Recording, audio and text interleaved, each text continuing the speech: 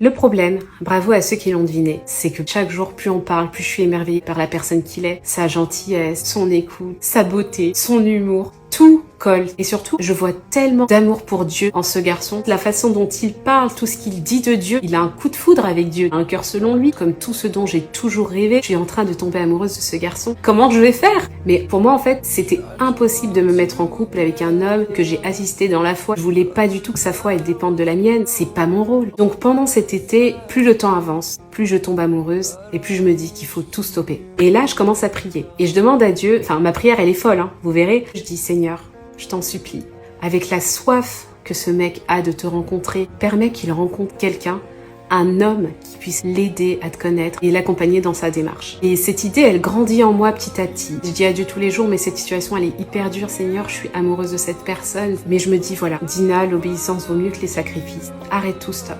C'est fini. Ce soir-là, donc, je décide d'en parler à Séraphin. On est au téléphone, comme d'habitude. Et là, à un moment, je prends un air assez sérieux. Je lui explique, voilà, écoute, c'est très difficile de te dire ça, mais je pense que notre amitié déborde un peu sur des sentiments. Et j'aimerais vraiment que tu rencontres Dieu, sans que je vienne court-circuiter ton expérience. Je pense qu'on devrait totalement arrêter de se parler tous les deux. Là, silence. Je suis surprise parce qu'il me répond, écoute, t'as raison. C'est la meilleure chose à faire. Là, je suis choquée.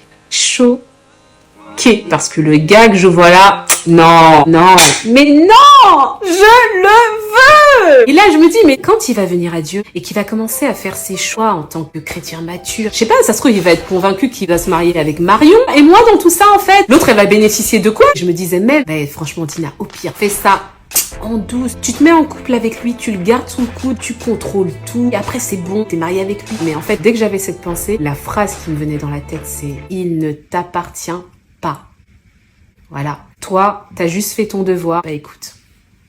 Bref, donc il me dit, c'est une bonne idée, en plus c'est vrai que j'aimerais vraiment rencontrer Dieu et tout. Mais malgré cette discussion, on aimait tellement passer du temps ensemble que finalement, on a continué à parler comme si de rien n'était. Mais en vrai, il y avait comme un compte à rebours qui avait commencé. Du coup, un jour, on se donne rendez-vous à Nancy, super journée tous les deux. Et à un moment, je devais prendre le train pour aller à Paris, et donc on commence à se diriger vers chez moi. On marche en fait tous les deux dans un endroit reculé de la ville. Et il y a une sorte de montagne de gravats, genre comme un chantier, derrière un grillage. Là, Séraphin s'arrête. Il me regarde avec un air hyper triste. Il prend une des pierres derrière le grillage. Il me montre la pierre.